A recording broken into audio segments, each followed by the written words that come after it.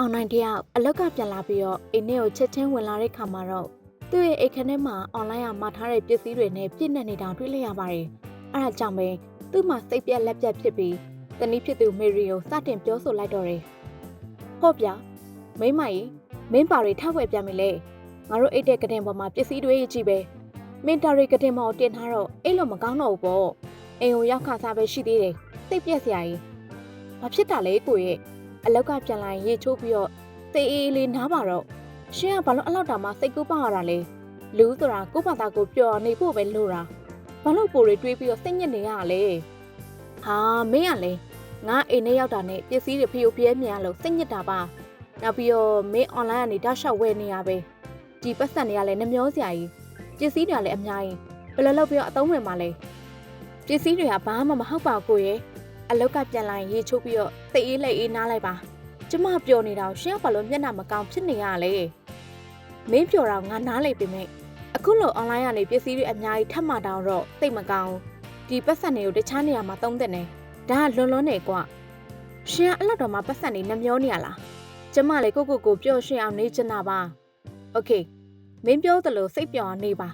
ါဒါပေမဲ့အခန်းကိုတော့တသက်ရက်လေးနေစေချင်တယ်ဒီလောက်တော့အပေးယူတဲ့ချရအောင်ကွာရှင်ဟာအဲ့လောက်တောင်မှစိတ်ပြက်နေရလားကျမပျော်အောင်နှေးတာပဲနောက်ထပ်ပစ္စည်းတွေထပ်မအောင်မှာနော်ငါကမင်းကိုစီကန်းရှိအောင်ပြောပြတာပါ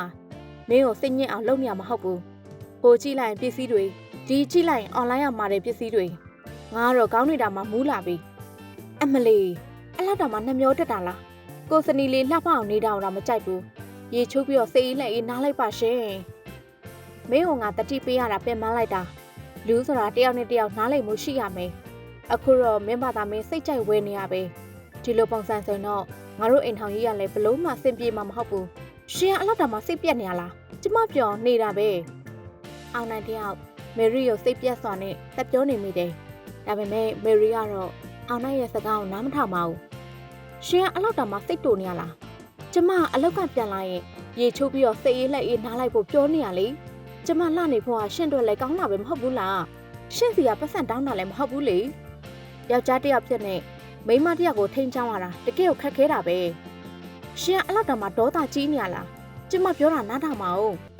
ကြိုးပါပြီကွာငါမင်းနဲ့ဆက်ပြီးတော့စကားမပြောချင်တော့အောင်နိုင်ကမခံနိုင်တော့တဲ့အဆုံးရေချိုးခန်းထဲကိုဝင်သွားခဲ့တယ်မေရီကတော့အဲ့ဒီတိုင်းပဲကြံခဲ့ပြီးတော့မှသူမလည်းရေချိုးခန်းထဲကိုနောက်ကလိုက်သွားခဲ့ပါတယ်ကောင်းပြီလေရှင်အနားယူလိုက်ပါတော့နောက်တနေ့အလောက်ခွင်မှာတော့အောင်နိုင်တရားအလုပ်လုပ်နေတုန်းသူ့ရဲ့တထေးကရှောက်လာပြီးတော့ခေါ်လိုက်ပါတယ်။အောင်နိုင်မင်းအလုပ်လုပ်တာသိမတွက်လက်ဘူးနော်။ငါရဲ့မြီးလေးတွေကိုလည်းကြည့်ပေးပါဦး။ဟုတ်ကဲ့ပါတထေးကျွန်တော်အလုပ်တွေမြင်ပြီးအောင်လုပ်လိုက်ပါမယ်။အေးမြင်လုပ်နော်။ပြီးရင်အလုပ်ကနေအေးကိုမြင်ပြန်အောင်။ဟုတ်ကဲ့ပါတထေးကျွန်တော်စိတ်ထဲမှာတော့နည်းနည်းတော့ဝေခွဲမြဖြစ်နေတာ။ကျွန်တော်သနီးကြောင်အလုပ်မှလည်းအာရုံမဆိုင်နိုင်တော့ဘူး။အေးဒါပေမဲ့မင်းရဲ့အိမ်ထောင်ရေးကိစ္စတော့အလုပ်မှလာမရောစေနဲ့ဒါကငါ့အတွက်တော့အဆင်မပြေဘူးနော်ဟုတ်ကဲ့ပါတထေးကျွန်တော်ကအိမ်မှာလဲတနည်းကိုအမြဲတမ်းနားလည်ပေးနေရတာပါသူကအမြဲတမ်းအွန်လိုင်းကနေစီးဝင်နေတော့ကျွန်တော်လဲစိတ်ပိုရှုပ်နေရပါတယ်ဗျာအေးပါဒါကလည်းစနီးမောင်နှံကြားကိစ္စပေါ့နော်မင်းအမေရောမင်းမိမအကြောင်းသိရလားသိပါတယ်တထေးကျွန်တော်မိသားစုကတယောက်နဲ့တယောက်အမြဲတမ်းနားလည်ပေးနေတာပါဒါပေမဲ့တခါတလေကြာရင်တော့အရန်ကိုစိတ်ရှုပ်ဖို့ကောင်းပါတယ်ဗျာစူးစမ်းပြီးတော့အလုပ်ကိုလုပ်ပါကွာအိမ်ကိစ္စတွေကိုတော့အလုပ်မှလာပြီးတော့အာရုံမရှုပ်စေနဲ့ဟုတ်ကဲ့ပါတထေးကျွန်တော်အလုပ်ကိုအမြန်ဆုံးပြီးအောင်လုပ်လိုက်ပါမယ်မင်းလှုပ်ရှားရှိရလို့တော့ငါပြန်သွားလိုက်အောင်မယ်အောင်နိုင်ကတော့တနည်းဖြစ်သူကြောင့်အလုပ်ထဲမှာလည်းစိတ်မပါတော့ပါဘူးဒါကြောင့်အလုပ်ကိုပြီးအောင်လုပ်ပြီးအိမ်ကိုပြန်ဖို့ဆုံးဖြတ်လိုက်ပါတယ်အောင်နိုင်ရဲ့အိမ်မှာတော့မိသားစုတွေဆော့ဆော့လင်းလင်းရှိနေကြပါတယ်အမေဖြစ်သူကလည်းအိမ်ကိုရောက်လာတာနဲ့မေရီဝယ်ထားတဲ့ပစ္စည်းတွေကိုကြည့်ပြီးတော့မေးနေပါတယ်ဟဲ့ဒါကဘာတွေလဲဘယ်ကနေဝယ်လာတာလဲအွန်လိုင်းနေမှားတာလားအမေတော့ဒီလိုအလေးထားတွေကိုသိတဲ့ဘောမကြောက်နော်ဟုတ်ကဲ့ပါအမေကျမဝယ်ထားတာပါနောက်ပိုင်းတော့ view site ပါမယ်ဝင်းမောင်မင်းအမကိုဘာမှမပြောတော့ဘူးလားမင်းကအစကတည်းကတတိပေးရမှာလေမမေရေမေရီကိုမဆူပါနဲ့တော့သူ့ဘာသာသူအလှပလေးလှုပ်ချင်လို့ဝယ်တာပါအမေကမင်းတို့စိတ်ပူလို့ပြောတာပါပြီးတော့မင်းတို့မလို့အပ်ပဲနဲ့အရင်မဝယ်ကြပါနဲ့မမေသမီးဝယ်တာတွေကသမီးကိုပိုင်ပတ်စံနဲ့ဝယ်တာပါအမေပြောတာကိုသမီးနားလည်ပါတယ်အမေကမင်းတို့ပတ်စံချွေတာစေချင်တာပါ သမီးတို့အွန်လိုင်းကနေပြီးတော့အရင်မမှာပါနဲ့အောင်နိုင်ကတိတ်သဘောကျတာမဟုတ်ဘူးဟုတ်ကဲ့ပါမေရဲ့သမီးတကယ်လိုအပ်နေရလေးပဲမှားလိုက်တာပါဒါနဲ့အောင်နိုင်တယောက်အိမ်ကိုပြန်မရောက်သေးပါလားဒါတော့မှပါအမေသူဒီနေ့ရုံးမအလုပ်များနေရလားမသိဘူးခါတိုင်းဆိုရင်တော့ဒီချိန်ဆိုပြန်ရောက်နေပါပြီသူလာရင်အမေလာသွားတယ်လို့ပြောလိုက်ပါဦးအမေအချိန်မရတော့ပြန်မှဖြစ်တော့မယ်ဟုတ်ကဲ့ပါအမေရဲ့သမီးအမေစကားနားထောင်ပါမယ်သမီးကလိုအပ်တာလေးပဲဝယ်မိရပါတောင်းမိသမီးကဲအမေလည်းသွားတော့မယ်အောင်နိုင်ပြောတာနားထောင်တော့သမီးအမေသမီးတို့အဆင်ပြေစေချင်တယ်တော်ငိမ့်ပြန်သွားတော့မယ်ရီအသက်ရှူချောင်သွားပါတယ်မယ်ရီကအခုနောက်ပိုင်းအမေဖြစ်သူပြောရလောက်အောင်ကိုစီကပ်မဲ့နေရပါဟူတော်သေးတာပေါ့ငါတခြားအတူထွားပစ္စည်းလေးတွေကိုလုံလုံချုံချုံဖတ်ထားမိလို့တော်ငိမ့်ကတော့ဘာမှမပြောတော့ပဲအိမ်ကနေထွက်သွားခဲ့ပါတယ်ညဘက်ရောက်တော့မယ်ရီတယောက်တည်းအိမ်ပြန်ရောက်လာပြီးတော့အခန်းထဲမှာဖုန်းကိုထုတ်ပြီးတော့အောင်နိုင်စီကိုဖုန်းဆက်လိုက်ပါတယ်ဟယ်လိုအကိုရှင်ဘယ်တော့ပြန်လာမှလဲအိမ်မှာမီးတွေလည်းပိတ်ထားတယ်အကုန်လုံးကမှောင်မဲနေရပဲရှင်မြင်မြန်ပြန်လာပါတော့ခဏလောက်တီးခန့်ပေးပါဦးအလုပ်တွေပြီးအောင်လုပ်ပြီးတော့ငါချက်ချင်းပြန်လာခဲ့ပါမယ်ဝင်းမောင်လည်းခဏလောက်ကူညီတောင်းပြီးတော့အလုပ်တွေကိုကူညီပေးခိုင်းလိုက်ပါဦး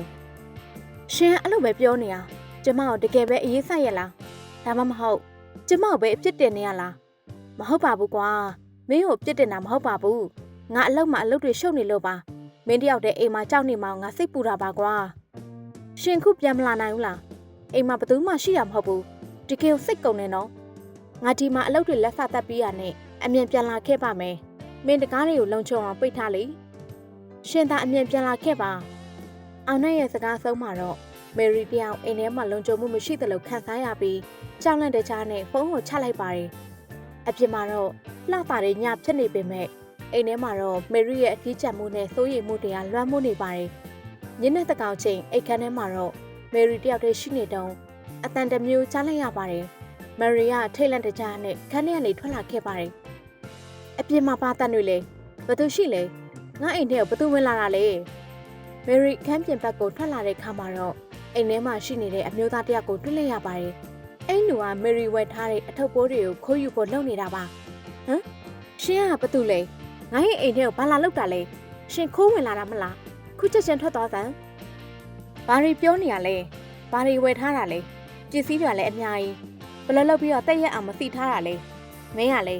ငါမှအဲ့ပစ္စည်းတွေကြားမှာခြေချော်ပြီးတော့လဲချလူမတက်ပဲရှင်ဘာရီပြောနေရလဲရှင်ခိုးဝင်လာတာမလားကျမအွန်လိုင်းတော့ရှင်ဒုက္ခရောက်လိမ့်မယ်နော်ဟေးမင်းကလေဘာလို့အဲ့လောက်တောင်မှဒေါသကြီးနေရတာလဲအွန်လိုင်းကမှာတဲ့ပစ္စည်းတွေနောက်ပြီးတော့ပစ္စည်းတွေကိုဘယ်လိုလုပ်ပြီးတော့တက်တက်ရက်ထားမလဲဆိုတာမင်းမသိဘူးလားရှင်ကအိမ်ကိစ္စဘာလို့လာပြောနေရလဲရှင်ကဒီအိမ်နဲ့ဘာဆိုင်လို့လဲကျမကိုပြစ်တင်မဲ့ဆောင်အိမ်ကနေခွချက်ချင်းထွက်သွားပေးပါတကယ်လှုပ်ရက်လိုက်တာကျမရဲ့အိမ်ထဲကိုခိုးဝင်လာပြီးတော့မှကျမကိုပြန်ပြီးတော့ပြစ်တင်နေတယ်မယ်ရီကအဲ့လူကိုဒေါသတကြီးနဲ့အော်ဟစ်နေချိန်မှာပဲအောင်နိုင်ကအိမ်ထဲကိုဝင်လာပြီးတော့အချင်းတွေကိုမေးမြန်းလိုက်တယ်ဘာတူလဲမယ်ရီဒီတယောက်ကဘာလို့ဒီမှာရှိနေရလဲဘာတွေဖြစ်နေရလဲကျမလည်းမသိဘူးအကိုသူကကျမအိမ်ထဲကိုခိုးဝင်လာတာအွန်လိုင်းကမှာတဲ့ပစ္စည်းတွေကြားထဲမှာသူရောက်နေတာကျမတော့သူ့ကိုလုံးဝခွင့်မလွတ်နိုင်ဘူးအခုချက်ချင်းရဲခေါ်ပြီးတော့ဖမ်းခိုင်းလိုက်ပါတော့အိမ်ထဲမှာလုံခြုံမှုမရှိတော့ဘူးမယ်ရီရဲ့ခဏဆောင်ပါသူဘာကြောင့်ဒီရောက်နေလဲဆိုတာအရင်ဆုံးရှင်းအောင်လုပ်ရအောင်အောင်နိုင်ကတော့သူ့ရဲ့အိမ်ထဲကိုခိုးဝင်လာတဲ့အမျိုးသားကိုတေချာစစ်ဆေးမေးမြန်းပြီးတော့ရဲစခန်းကိုခေါ်သွားလိုက်ပါတယ်အဲ့ဒီအမျိုးသားအိမ်ထဲကပစ္စည်းတွေခိုးယူဖို့ကြိုးစားနေမယ်ရီရဲ့အွန်လိုင်းကမှာထားတဲ့ဝတ်စားတွေကိုကြည့်ပြီးအခုလိုလူမိသွားခဲ့ရတာဖြစ်ပါတယ်မယ်ရီမင်းလည်းတတိထားကွာမလိုအပ်တာတွေအရင်မဝယ်ပါနဲ့ဒါပေမဲ့မင်းဝယ်ယူထားတဲ့အွန်လိုင်းပစ္စည်းတွေကြောင့်တခိုးမိသွားပြီကွာဒါဆိုကျမကိုကျေးဇူးတင်ရမယ်နောက်တစ်နေ့မှာတော့တော်ငိမ့်ကတခိုးဝင်တဲ့ကြားပြီးတော့တိတ်ပူစွာနဲ့အိမ်ကိုရောက်လာခဲ့ပါတယ်တော်ငိမ့်ကမယ်ရီဝယ်ယူထားတဲ့အွန်လိုင်းပစ္စည်းတွေကိုကြည့်ပြီးတော့တိတ်ပူနေပုံရပါတယ်အမေတိတ်ပူလို့လာခဲ့တာလားမင်းရဲ့အိမ်ထောင်ရေးကိစ္စတွေကိုငါတို့ကစိတ်ပူနေရတာမင်းမိမလည်းအွန်လိုင်းကနေပစ္စည်းတွေပဲတောက်လျှောက်မှားနေတော့တာပဲတခိုးလည်းမိသွားတယ်ဆိုအမေကဒါကဘာမှမဟုတ်ပါဘူးမရီကသူကြိုက်တာလေးတွေကိုဝယ်တာပါအဲ့လောက်လဲစိတ်မပူပါနဲ့ဟုတ်ပါတယ်အမေ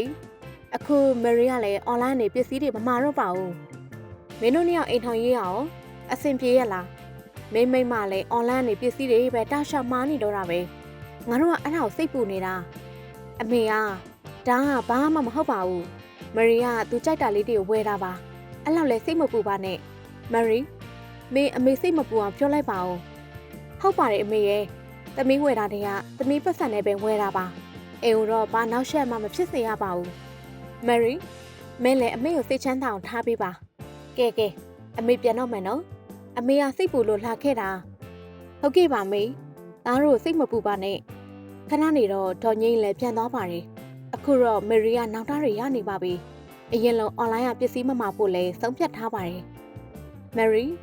ငါတို့အပြန်လည်နားလည်မှုနဲ့နေကြရအောင်ကွာအမေကိုလည်းစိတ်ချမ်းသာစေချင်တယ်အကိုရဲ့သိချပါမယ်ရီလည်းအခုသုံးစိတ်တွေချွေတာတော့မယ်အရင်လုံးအွန်လိုင်းကဟာတွေမဝယ်တော့ပါဘူးအရန်ကောင်းနေမယ်ရီမင်းတကယ်လိုအပ်တာတော့ဝယ်ပေါ့အမကျမမဝယ်စရာလည်းမရှိတော့ပါဘူးကဲမယ်ရီငါတို့အိမ်အောင်ဝင်ချရအောင်မင်းနဲ့တူနွေးနွေးထွေးထွေးလေးနေချင်သေးတယ်အခုမှလာပြီးတော့ကျူးဆိုင်ပြနေတယ်နောက်ဆုံးမှာတော့အောင်နိုင်လေသူ့ရဲ့ဇနီးကိုပြေဝနားလေပေးနိုင်တဲ့အတွက်တို့နှစ်ယောက်ရဲ့အိမ်နောက်ရေးကပုံမခိုင်မာလာပါတယ်မယ်ရီကတော့အွန်လိုင်းကနေပစ္စည်းတွေမှာယူတာကိုအလွန်ကြမလုပ်တော့ဘဲနဲ့စနစ်တကျပြန်လဲစီစစ်ဖို့သုံးဖြတ်လိုက်ပါတယ်